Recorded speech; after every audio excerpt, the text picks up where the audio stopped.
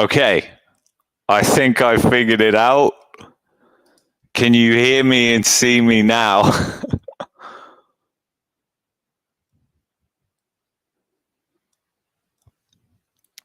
Hello, Morse code. Can you hear me? Okay, great, fantastic. So this is the first time I've ever used StreamYard, and I'm using this through my actual camera, not actually using my phone. So we're actually going to be able to do this without running out of battery, and I can also hear and see your comments. Not hear them, but I can see them. So I've just literally listened to the playback of the lifting of the restrictions here in Alberta. It's good news. It's a step in the right direction. It's happened also in Saskatchewan as well. And it's one thing I want to point out is the timing of all these things. And both the premiers pointing to Dr. Tam.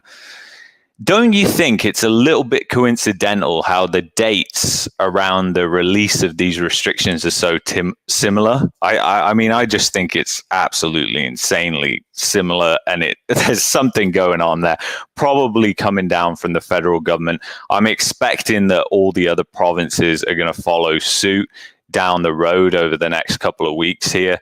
Everybody likes to take the mick out of Alberta for being the first ones to do anything. Obviously, they were demonized back in the summer when they released all the restrictions, and that was one of the things the Liberals used to drive a wedge against the Conservatives.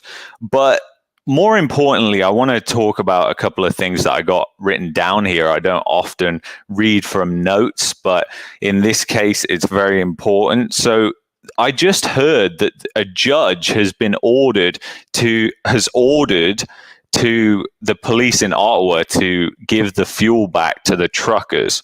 I saw that on Twitter. I'm not sure if that's confirmed and that's actually happening, but that's what I've seen. Calgary Police Service have arrested Pastor Arthur Pawlowski. I'm so bad with names. He's been arrested again. Absolute disgraceful how the Calgary Police Service is operating, but that happened. And I also want to talk about the municipalities, because we've now got this situation in Alberta where the government of Alberta has come out and said, yeah, we're going to release all these restrictions. But obviously, Calgary and Edmonton, incredibly liberal cities, are they going to actually follow suit with this? Because you know what? Last time, there was incredible amounts of pushback in the city council in Edmonton and Calgary. I don't even think in Edmonton they ever got rid of the mask bylaw. I don't even want to say that on YouTube. I fear the overlords will take us down. But, you know, that I'm pretty sure they never got rid of that. So the thing is, we're probably going to see pushback from the municipalities. And I even saw on the end of the stream that the Alberta government did, there are actually people asking that question. Well, Calgary has a bylaw about this restrictions exemption program. So is it actually over? And that's really the thing. I see we got Eric, D. Trent, Code Climbing, Spike African, Recce Lake. We got quite a few people in here tonight. Thank you all for turning up. It's an important night, I think. It's not normal. I haven't done live streams before, so getting used to the software and the layout. You should see all the cables and everything I have in front of me right now. It is kind of insane. But the thing is, which I think is very important, is this is a step in the right direction. But we've seen and heard from Justin Trudeau, and he seems unwilling to budge on these restrictions. We're yet to see him cave. And I really think this is just his arrogance playing out. He doesn't want to seem like he knows, essentially, if he comes out and says, we're getting rid of the restrictions, then it seems like he's lost the battle. And he has too much of an ego to actually come out and say, yeah, we're going to release some of the restrictions like the rest of the world seemingly is doing. And, you know, when you've actually traveled to other places, like we went to Arizona, and you see that people have learned to live with the cerveza sickness, you realize that there is a different choice here. We don't have to go down this path of restrictions and everything like that. But you know what? It is interesting because I don't know if you guys have heard, but have any of you guys seen the Liberal that came out, made a speech basically going against Trudeau? Because this is kind of a start of a conflict within the Liberal Party, I think, which is just going to really come to fruition now over the next couple of weeks. Because obviously, the thing is, people are not liking these restrictions anymore. People have had enough, and we're just beginning to see the economic pain associated with all the shutdowns and everything that has happened. I mean, 200,000 jobs were lost in January. Did you see that reported anywhere? I certainly didn't see that reported, but that's what it is. And when you look at the GDP numbers and you dive into where GDP is actually being made, a lot of it in public sector spending and all these artificial areas. So, you know, if you take away residential investment, public sector investing, it really becomes a case, okay, how much of the economy is really left? And you know, it was obvious to me from the very onset of the cerveza sickness that when you have so many businesses shut down, doesn't matter if you do QE, low interest rates, those businesses aren't coming back. QE and low interest rates doesn't create new businesses. It just creates new debt, and that's exactly what we've seen. And the thing is, yeah, you know, D. Trent, you're exactly right. Losing family, it is just insane. I just got an email actually off a guy who didn't want to be vocal in the comments, and I'm not going to go into too much detail, but it was really a touching email. You know, I love you guys coming and reaching out and sharing your stories with me. I appreciate that so much. I mean, that's part of what we are here to do. We're a community. We support one each other. This channel, you guys reply to each other. I try to reply to every single one of you. You guys can reach out to me. You know, I'm on Twitter, Instagram. I'm not very active on Instagram though, but you can email me. You can get in contact. People have phoned me up. I've had FaceTime conversations, loads of different things, and I love it all. This is what it's all about. And with the live streaming software, we're going to be able to eventually, once the channel grows enough, be able to have you guys live on the streams so you can give your 2 cents, because that's what I really want. And that's part of the reason of testing out StreamYard here. You guys know I'm an incredible fan of George Gammon, and I know a lot of you guys are supporters of the Rebel Capitalist show as well. And as you probably know, George also uses StreamYard, and I think it's an incredible tool to use. So we're definitely going to leverage that going forward, because now the channel is monetized. As I've said to you guys, I don't plan to ever make money from this channel. So what I'm going to do is I'm going to invest all the money that comes from the ads back into this channel, part of which is going to go into the StreamYard software, which isn't cheap. But, you know, once we get to a point, because I'm on the free thing right now, then once we get to a point where the channel can cover the costs associated with the StreamYard, then I'll get it live and we can have you guys on there, and it will be really, really good. One other thing I wanted to talk about was the Ambassador Bridge, because that is just insane. So I've driven over there a bunch of times, and the Ambassador Bridge is a huge artery into Canada, and it's currently shut down right now. This is huge. This, I believe, is bigger than Coutts, and it's bigger than Ottawa, because honest to God, the amount of volume of freight that goes back and forth across that bridge is absolutely insane. So the blockade that's going on there, I think, is fantastic, because you're going to create a pain that politicians have to respond to, and the whole world is watching us here in Canada. So the thing is, guys, there is no hiding this. People are live streaming in Ottawa every single day. I mentioned the guy, I forgot his name, Viva Frei, that's his name. But he does live streams in Ottawa every single day, and I've been watching that from time to time, seeing what's going on, and it's like you're there.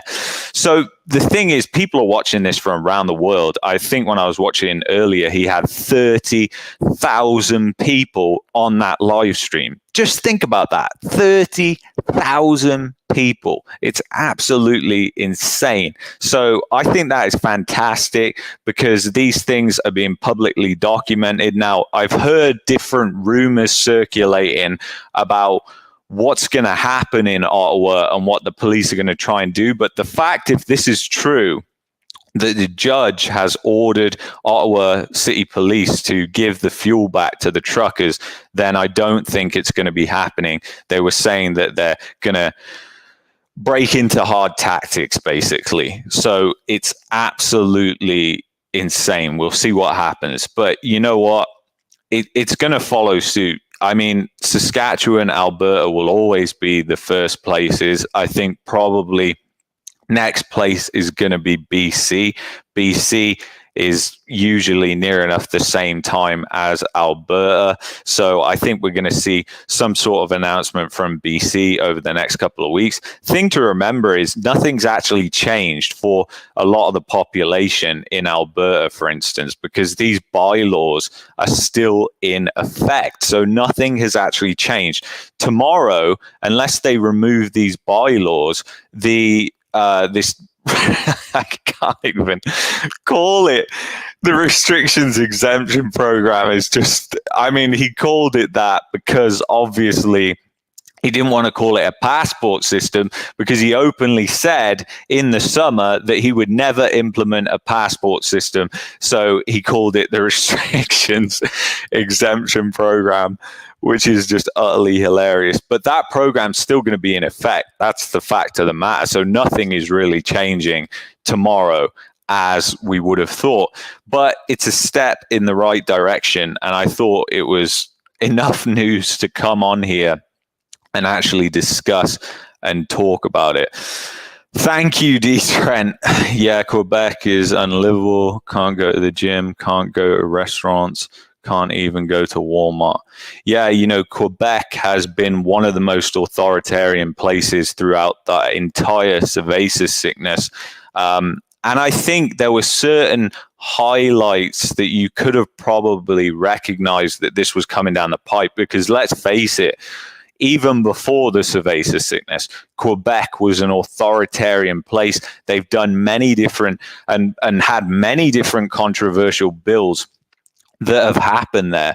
And the best thing that I believe people can do if they're not happy with their government is call up your local MP, voice your concerns. And if nothing happens, if you don't get what you want, then the thing is, the best way is to vote with your feet and leave and boycott the place. Because, I mean, that's what essentially we're doing with Canada, because even though I'm hopeful short term for the future, there was a couple of things which, again, left the door open for these restrictions coming back. It was, again, well, if we see the hospitalizations climbing again, what's going to happen? Well, the thing is, guys, we know these things come in waves. So what happens when the next wave comes? That's the big question mark now. Is it just going to be back? Are these restrictions just going to be back? And that's what we really don't know.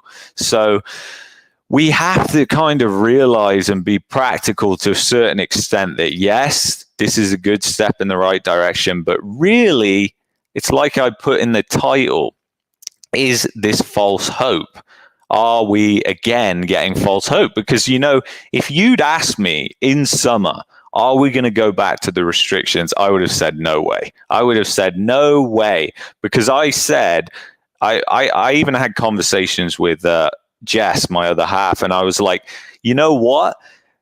I was like, there's no way that they're going to backtrack on this now. He said all these things, but he did.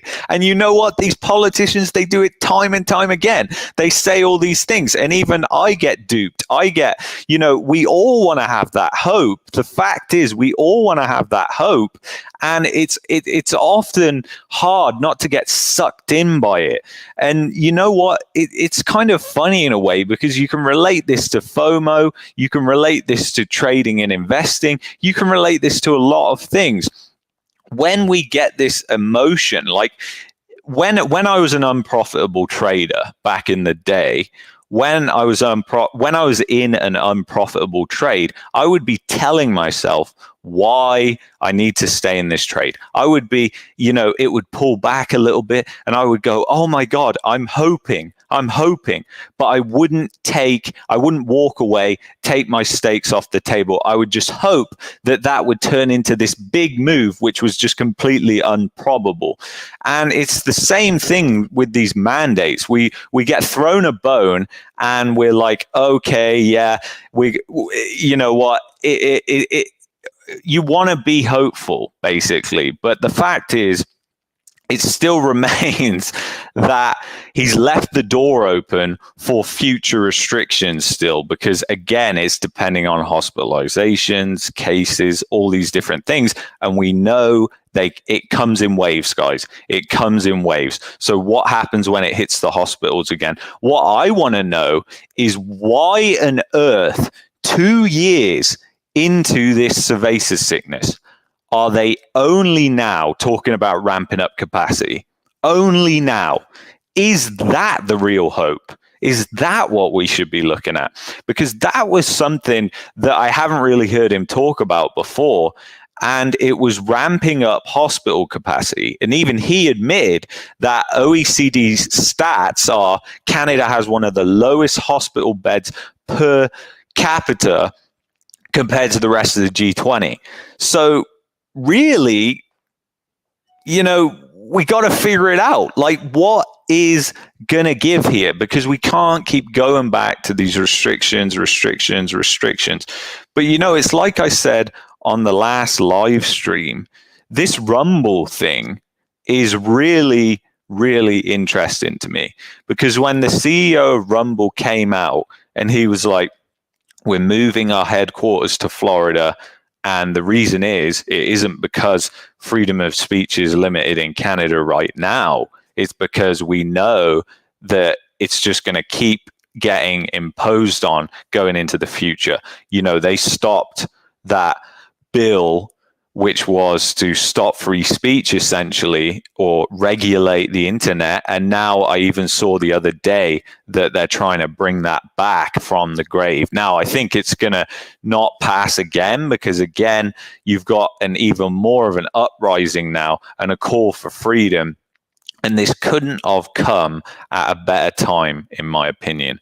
So I think right now, I would have never, ever thought this. I mean, would have you guys thought this? Like, I would have never thought that we would be talking here in February about restrictions ending. Like, when I was listening to George Gammon on his live stream, and it was one with, God, I forget that, Hugh Hendry. He had Hugh Hendry on, and I was on the live stream, and basically Hugh said that he's not so optimistic, and I was kind of with him, because George was saying how he's hopeful that things are going to get back to normal. He thinks the narrative is now changing, and that's exactly what's happened. He's been proven right in this case. I was on the wrong side there. I thought there's no way, but it seems to be turning a corner. But you know what? These things, guys, these restrictions have definitely taken a toll on people's mental health. I mean, people haven't been able to travel. And I think one thing nobody has ever talked about is, I think, a lot of the reason why these restrictions were put in place, especially the federal ones, I'm talking about the ones that Justin Trudeau's government has put in, is because of they are scared. They are scared that people are going to leave en masse, and they want to ring fence you in the country. Because I tell you what, I could not believe this, but this is true. If you're a new immigrant, like let's say you've got permanent residence and you're coming into Canada, you don't have to be medicated. Doesn't matter which country you're coming from, you don't have to be medicated. But guess what, guys? Once you land, once you get here, you can't leave, because the current rules are you don't have to be medicated to come in and get your permanent residence. But once you're here, though, once you're behind the CBSA, once you're behind that borderline, you can't leave. They won't let you leave unless you're medicated. And that is one thing that kind of surprised me. Another thing was, I was talking to a buddy in Ontario who is very well connected in the immigrant community because he's an immigration advisor. He speaks to tons and tons of immigrants all the time. And he was saying that, we were talking about the medicine and everything that's going on, and to keep it, not non-controversial here, he was basically just saying that a lot of immigrants aren't getting the medicine, which is neither here or there. But he was kind of like, isn't that funny that not a lot of immigrants are getting the medicine, and they're a minority, and they're also the most likely to leave as well, pack their bags and leave. I think there's definitely a fear from Justin Trudeau's government that a lot of people are going to leave. I think people are leaving en masse. And quite frankly, I find it absolutely insane that the data is so far behind on the amount of people leaving in Canada. I mean, it boggles my mind. The data is so far behind for the people leaving. However, the people coming, it's more current. Why? I don't know. So the fact is, we're not going to find out whether the movement of leaving Canada has been a thing for a while, until these measures are lifted and people can freely travel. That's when we're going to see, are these mass people going to move? Because it's like I've said before, the economy is set up right now like a Ponzi scheme or a pyramid scheme.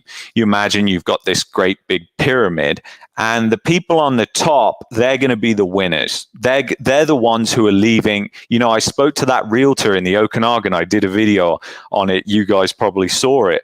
And that realtor was saying to me, he's had a lot of people that, like OAPs, old age pensioners, that have sold up. They're done with Canada. They've gone to Mexico. They've gone to the US. They've sold the top. They are that top portion of the pyramid, and it will go down and down and down. And that's essentially a pyramid scheme. And as you go down, the people get less and less and less until you got people taking losses, people declaring bankruptcy, etc., etc. But the thing is, I think there's really a case that a lot of people are going to leave Canada. A lot of people think that Canada has totally lost its personality to a certain degree. I don't know what else to call it, but yeah, it's. I'm just looking at some of your comments, seeing whether there's any questions or anything in there. Can't afford to leave anyway. Need to remortgage just to get all the paperwork in place and buy a flight ticket. Oh, the guppy life. Oh, that's my good friend. You got to check his channel out. It's fantastic. But you know what? This whole thing, I'm not going to say the word because I want to keep it PG friendly for YouTube. But the cerveza sickness, this era, has created just this huge division in society. And I think no more has that division and have people been affected than immigrants. I think they've been affected the most. And we are very silent in that because in actual fact, you think about it, guys, you're Canadian, your family's in Canada, you can see your family. Okay, picture yourself, you're an immigrant, you can't see your family because of all the restrictions, the mandates. I'm so sick and tired of real estate agents and people saying that acting like immigrants are the ones bringing in all the cash, because they're not. They're the backbone of society here in Canada. When you go to Walmart, who is serving you? It's most likely immigrants, okay? It is not, okay, yeah, there's a number of rich immigrants that are coming in, but they're a small minority. And again, they always point to the small minorities, but the fact is, immigrants are kind of the backbone of the low-paid jobs here in Canada. So they don't have tons of money. They don't have as much money as Canadians. In fact, the last time I checked, immigrants coming in are getting 35% less money than Canadians. Think about that. Think about inflation right now and think about the amount they're getting. I spoke to that Uber driver. I said on the live stream, like, he absolutely hates it. The guy has come from India, for crying out loud, and he absolutely hates it in Canada. What does that tell us about life in Canada? They come here, they believe it's the good life, but actually they realize that they're just going to have to work like a dog for the rest of their life until they get to 65, 68, if they make it that long, and they have a heart attack. And that's pretty much the life. And it's terrible. Do you think Mexico and Florida is a trap, like some people are saying?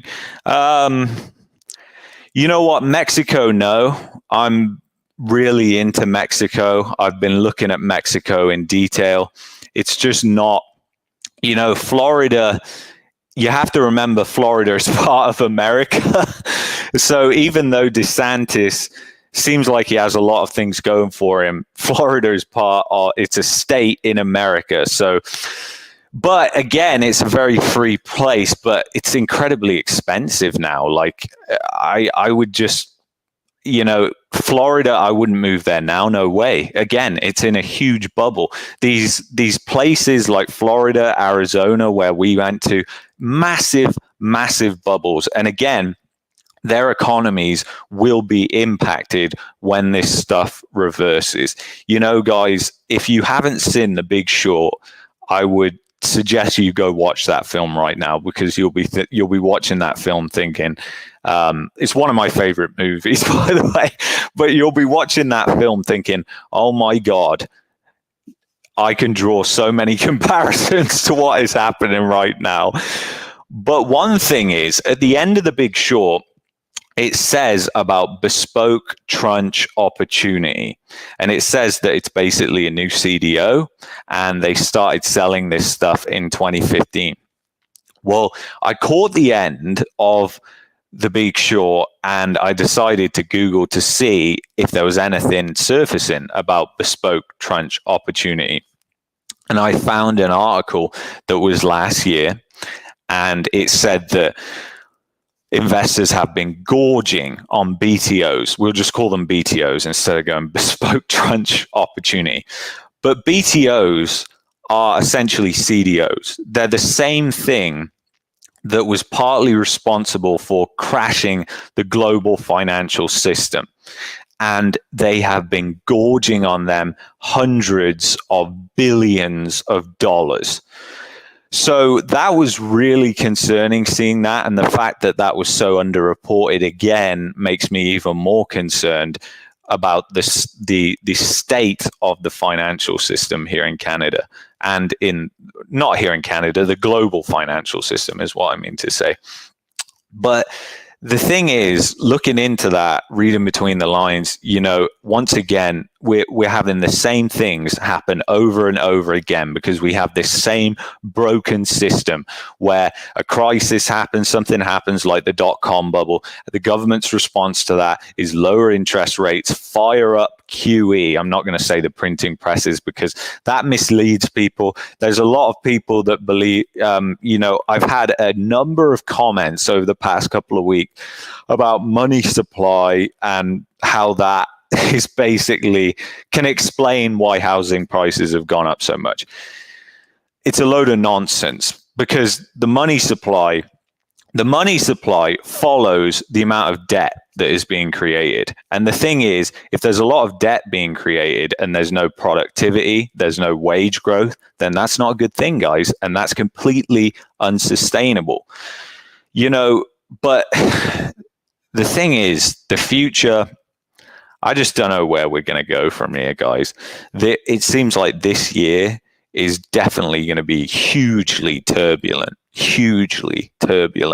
And, you know, tomorrow's video that comes out, this comes out tomorrow. Oh, someone's saying about that video. That's such a coincidence.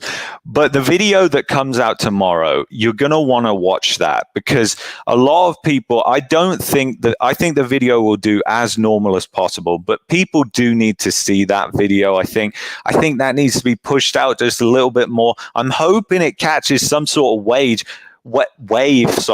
because I want people to see this, because people don't realize here in Canada that the difference between 2008 and now is how much debt businesses have. And that is really paramount to what will lead this crash, because if you have businesses that are highly in debt, that means when there's a credit crisis and the banks go, hey, you there, we want your money back. And they go, well, I haven't got the money. I can't give you the money. And or they go, well, I'm going to have to cut staff. I'm going to have to contract the business to pay back that money. That leads to unemployment. And anyway, not to spoil the video tomorrow, but that video is so key to watch. And I'm sorry about the poll, because the poll, it was in the lead for the 2008 one. So I went ahead and shot that video, and then the other one took over in the lead, which is I believe how renters will be winners. And a lot of people are curious about that. And I'm serious about that. I honestly believe it. Guys, you know what? We could afford to buy a place easily here. And even if there was a crisis, we would be absolutely fine. But we're not buying a place. We don't want to buy a place here, period, because of the political risks. There's too much political risk, in my opinion, and that may change going into the future. But it's not just the fact the housing market is overvalued. That's a very big thing. It's the fact that rental markets don't support the housing prices here. Nobody has a crystal ball. Nobody can say that you're going to be employed tomorrow. Nobody can say that. So what happens if you have a couple that borrows money for a house and then one of them loses their job? Well, they're screwed. They're going to lose the home, essentially. And that's the majority of people have overlooked that, who've got mortgages over the past couple of years. They know that if somebody asks that question, if one of you loses your job, who is going to be able to pay the mortgage? And they would say, well, we're not going to be able to afford it then if one of us loses our job. Well, that's a very big possibility that that's going to happen for a lot of people. And what that causes is like a snowball rolling down a hill. It just gets bigger and bigger and bigger as it rolls, because it just compounds the job losses, and it squeezes the banks, essentially, because the banks, if housing prices go down by 20%, the banks are in serious trouble. That's just a 20% drop. So forget the notion about housing crashes. Even if there's a correction, 20%, the banks are in serious trouble, because the amount of credit that has been created over the past 2 years, if housing prices go down that much, that means the asset side of their balance sheet is going to contract massively. And then where are they going to get that cash from? Where are they going to get that cash? Because they're going to need that cash to then finance the fact that they're weighing down on the side of liabilities, and then on the asset side, they don't have much. So they're going to need to raise cash in a time when interest rates are rising. There's no QE. I mean, the fact is, guys, we all know there's going to be a bailout of the banking system when it all goes to pot. It's definitely going to happen. But all I'm trying to say is it doesn't take a crash to start a crisis, if you know what I mean. And that's what I really want to run home. A lot of realtors are saying, well, you know what? Even if prices drop 30% here, that just takes you back to August 2021. Yeah, but you're missing the point. You're missing the macroeconomic point. You're missing the nuance that the fact is, if housing prices went down that fast nationwide, then that would be a huge problem for the banking system. And guys, one thing I want to talk about real quick, and I talked about this on a podcast, so sorry if you've already listened to this podcast, but I believe it's very important.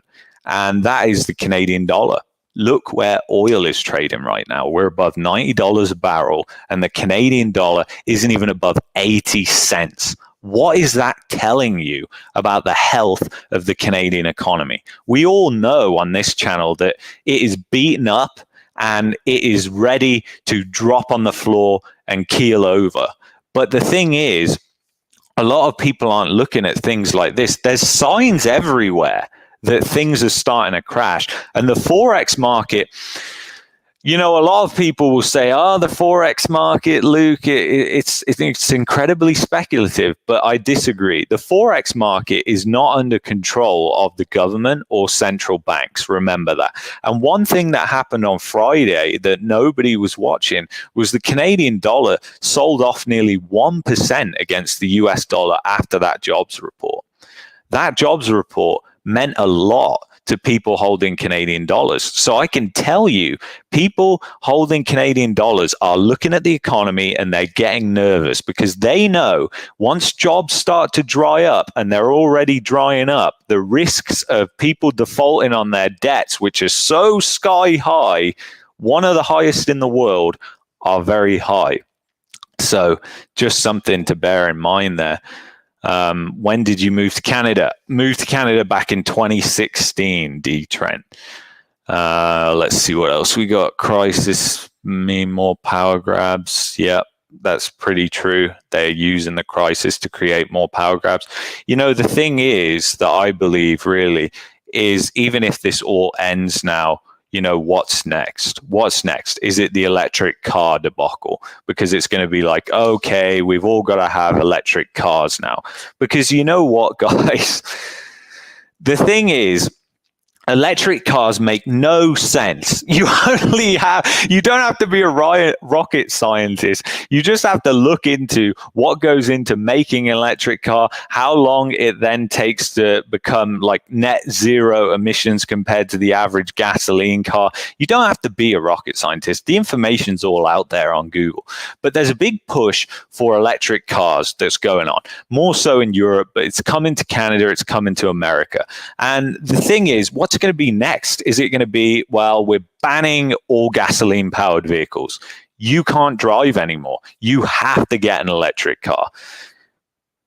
It's going to be something like that. I'm telling you, this climate change narrative is just turning into such a power grab, just like the cerveza sickness has been. So if we don't end this now, then it's a slippery slope that we're going on. Even if these mandates and everything get lifted, it's a slippery slope, because if we don't get that power back, we don't seize it back, the people don't seize it back, then really the politicians have won, haven't they? They got away with it, because that is exactly what I'm talking about here. We need to get that power back to the people, not using violence or anything like that. I don't condone violence. Peaceful protesting. As we can see from the trucker convoys, you can create change by just blocking a highway.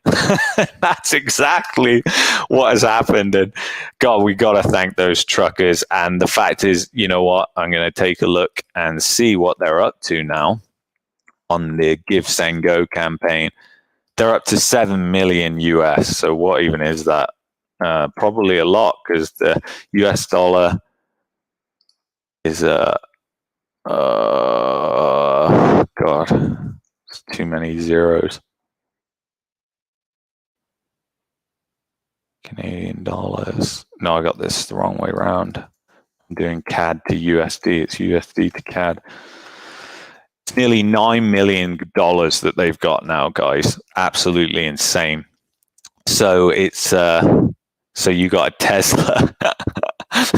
You got a Tesla. You know what? I don't blame people for getting Teslas. I think, honestly, it's a wise investment if you can afford it with the price of gasoline now. Are you kidding me? It's a good investment. However, I think as a green investment, which is what the government is pushing, it's a joke. It's an absolute joke. It's not green at all. There's nothing green about it. Where you charge it, that comes from fossil fuels. All the precious metals, all the lithium, everything that has to come out the ground somehow. And that is a lot of carbon that's being created. I think I read, I can't remember what it was, so don't quote me on this, but about 6 months ago, it was take something like 7 years to get to a point where the electric car overtakes an average gasoline powered car in terms of carbon footprint. It's just because there's so much that goes into it, and then you got to think about disposal of the batteries and everything. No, I know you're joking, but it is true though. Teslas and any electric car right now, you're laughing because, to be totally honest with you, gas prices are the main squeeze on households right now. So I don't think electric cars are a bad thing at all in terms of actual, trying to save money because of gas prices. And I don't think gas prices are going down, guys. I got to be totally honest with you. If they do go down, they're never going to go down to what they were before. We could see price controls, but that's not going to help. I've just seen the evidence of what has happened in my home country with price controls, where they tried to cap natural gas and electric, and that just turned into an absolute nightmare. So, price controls are not going to work, but I think they're a tool that they're definitely going to use, because how on earth are they going to get control of this oil market?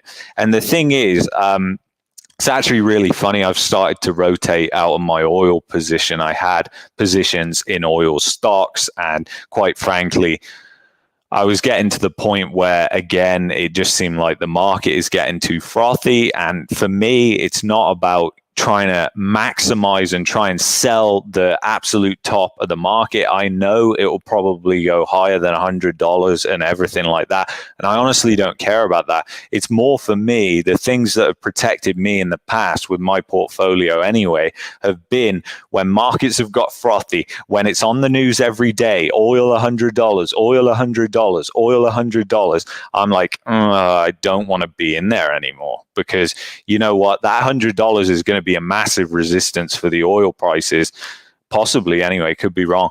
But yeah, I'm rotating out of that position slowly over the course of this week. So I'm going to be out of my oil position hopefully by the end of next week, because it's too frothy there. But yeah, it's just insane. So let's see what else we got. Look into the gas price. This guy is really right, Silver Chair. Look into the gas price spike just before the 2008 recession. Same stuff. Prices will drop, then rise these tops next over a decade or so. Yeah, you're absolutely right.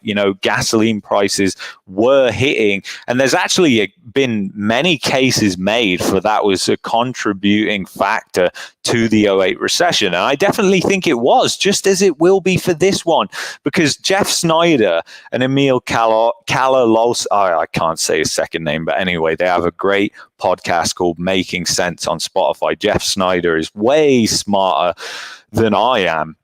And he's always saying about how high oil prices correlate with recessions, because people have to get energy. They have to get energy.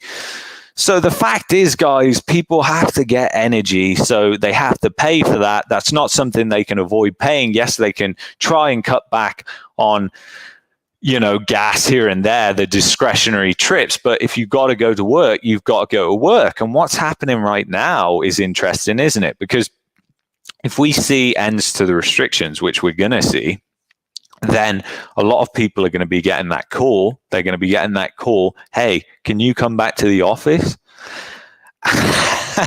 What is going to happen to those people who sold up in the city and moved far, far away, as far as Windsor in Ontario, for crying out loud? People have moved very, very far away. Niagara Falls, Windsor, Hamilton, Kingston, Belleville, Barrie. The list goes on and on of all these markets that have essentially been turned into penny stocks by people flocking there from Ontario. The same thing's happened in BC. You know, you've had people from Vancouver going to Azoyus, Kelowna, Vancouver Island, Nanaimo, Victoria, and all over the place. And the fact is, when they get called back to the office, what on earth is going to happen? Especially for those guys on the island. I mean, you can't exactly just hop over. There's no bridge. There's no bridge to Vancouver from the island. It's not exactly an easy commute taking that expensive ferry every day.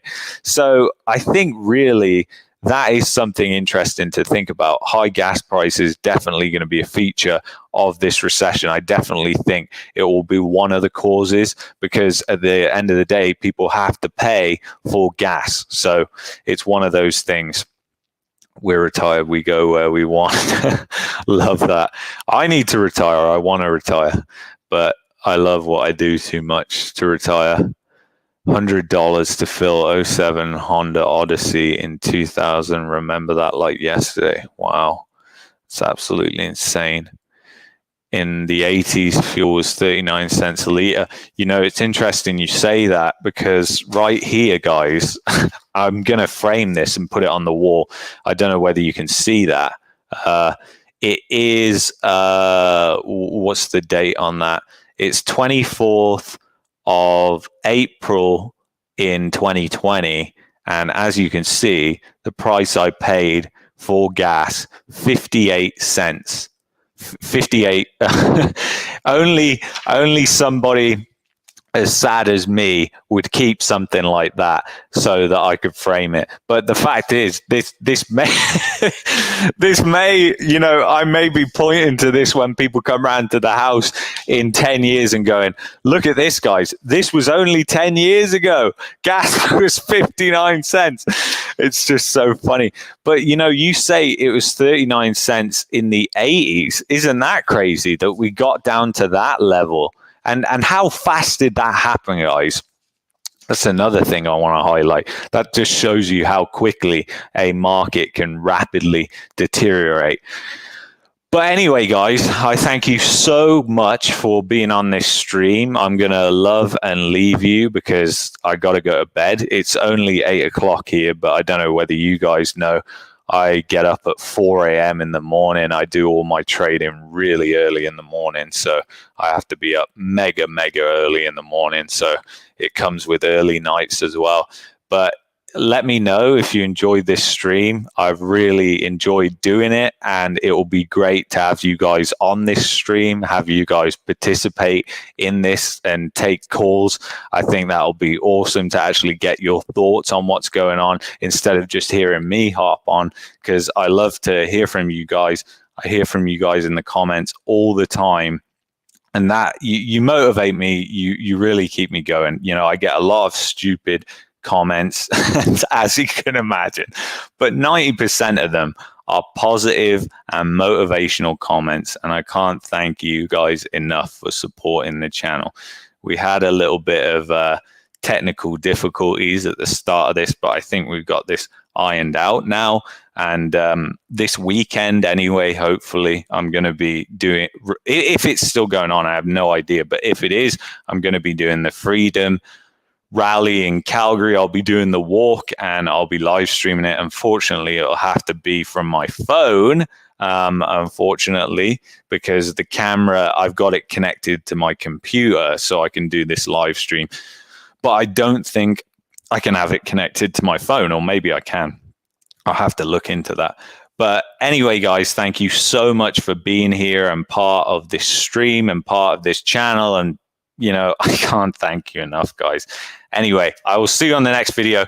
Peace, guys. Peace out.